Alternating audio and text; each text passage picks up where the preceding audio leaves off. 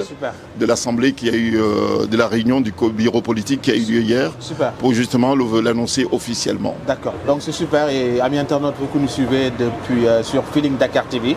Alors la nouvelle est là, donc le parti PASTEF en ce moment, nous sommes avec le maître Saïd Larifou, le nom de son parti qui va désormais s'appeler PACTEF. Et c'est toujours dans cette même démarche pour soutenir PASTEF.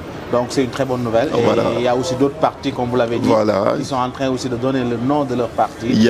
Je sais qu'il y a un certain qui va s'appeler PAMTEF. PAMTEF, voilà. PASTEF, PACTEF. Voilà, PACTEF, voilà. Tout à fait. Donc ça c'est une très bonne nouvelle. Et nous souhaitons un bon rétablissement à M. Ousmane Sonko pour qu'il se lève très très vite. Alors, il y en a des Sénégalais qui se disent, surtout du parti du pouvoir, qui se disent que le combat est perdu d'avance. Le combat que vous êtes en train de mener pour votre client est perdu d'avance.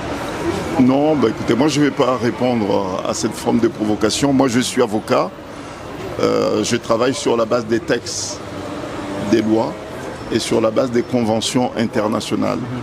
Les crimes qui sont commis au Sénégal sont des crimes internationaux, donc qui relèvent des institutions internationales et puis qui relèvent également des juridictions internationales. Je mène mon travail et comme mes confrères, avec conviction et détermination, c'est l'avenir qui le dira. D'accord. Vous voyez, c'est un avenir très proche qui dira. Et tout, mais ce qui est sûr, c'est que les crimes commis, les tortures dont est victime notre client, les persécutions dont il est victime également, ne seront pas impunis, ne resteront pas impunis. Et ça, nous le dirons sur la base des textes qui existent. D'accord. Donc, nous ne sommes pas là lorsqu'il s'agit du surenchère politique. Ouais. Je pense qu'il y a des membres du parti PASTEF qui sont très très compétents pour répondre politiquement à ces genres de provocations. Mais nous, en tant qu'avocats, on mène notre travail avec détermination. Bon, nous avons commencé à poser des actes juridiques et judiciaires. Ouais. Il faut que ces gens-là sachent que le temps de l'impunité, c'est fini. Vous pouvez être président, ministre, ou bien je ne sais pas quoi. On a vu qu'il y a certains dirigeants de certains pays qui l'ont appris à leurs dépens. Voilà. Alors, concernant toujours l'arrestation d'Ousmane Sonko, votre client, il est accusé de vol de portable à la suite de sa condamnation pour corruption de jeunesse dans l'affaire Sud Beauté, qu'il opposait avec la dite Adji Sarr. A-t-il cassé le contumace dont il était assujet? Autrement dit, son jugement serait-il annulé? Bon, pour nous, il n'y a jamais eu de jugement. Ah bon? Il y a eu une décision politique, une commande politique honorée par des robes noires. Bon, voilà. Bon, donc il s'agit d'un combat politique. Monsieur Ousmane Sonko, il est dans un combat politique. Et ses adversaires se servent des moyens de l'État, notamment de l'institution judiciaire, pour l'abattre, pour le mettre en difficulté. Bon, donc c'est quand même regrettable puisque s'ils estiment être forts politiquement, ils doivent utiliser les mêmes moyens que M. Ousmane Sonko sur le terrain politique et non pas se servir des moyens de l'État du Sénégal qui sont là à la disposition non pas d'un clan, mais qui sont là à la disposition de tous les Sénégalais. Ce sont des institutions qui doivent être neutres et non pas au service d'un homme ou bien d'un clan. Vous voyez? Bon, donc notre client est victime d'une cabale judiciaire.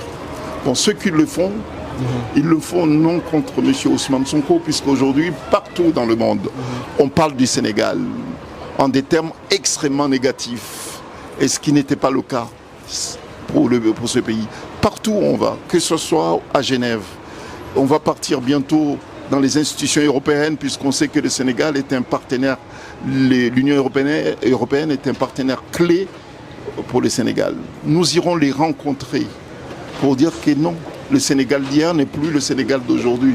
Ceux qui ont le pouvoir au Sénégal ont dévisagé ce pays. Ils l'ont rendu un pays de non-droit. Et ces gens-là n'ont pas à bénéficier des privilèges liés justement aux obligations tirées des conventions internationales. D'accord. Alors, vous avez parlé tout à l'heure de la popularité de votre client du Sénégal dans un sens négatifs concernant cette affaire d'Ousmane Sonko. Alors, je reste là-bas, principal opposant de Macky Sall, et Ousmane Sonko est devenu l'homme le plus populaire du Sénégal.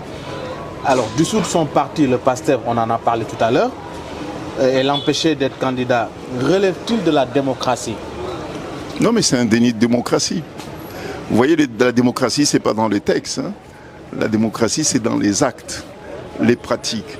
Et la démocratie, surtout, elle s'exprime à travers une expression populaire de la population. Lorsque vous constatez, en tout cas, tous les sondages d'opinion, et même les sondages et les intentions de vote placent M. Ousmane Sonko élu dès le premier tour.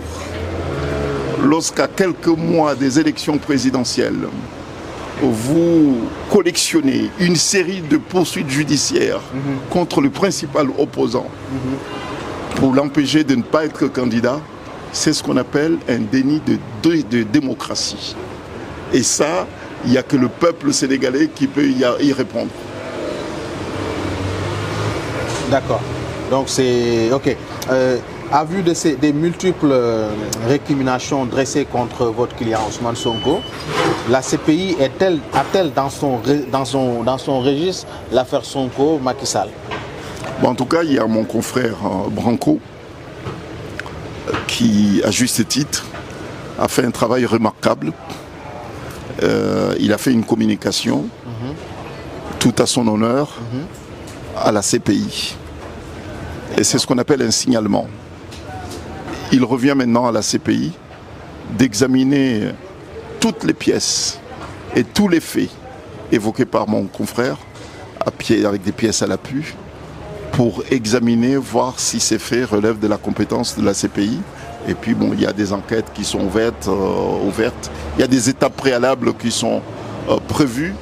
Et il revient à la CPI d'observer, d'examiner tous les éléments qui lui ont été soumis et puis voir la suite à donner.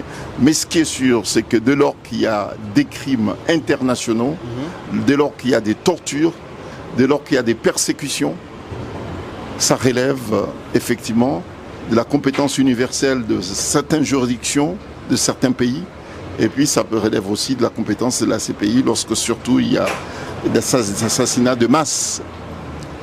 Ça relève de la compétence de la CPI.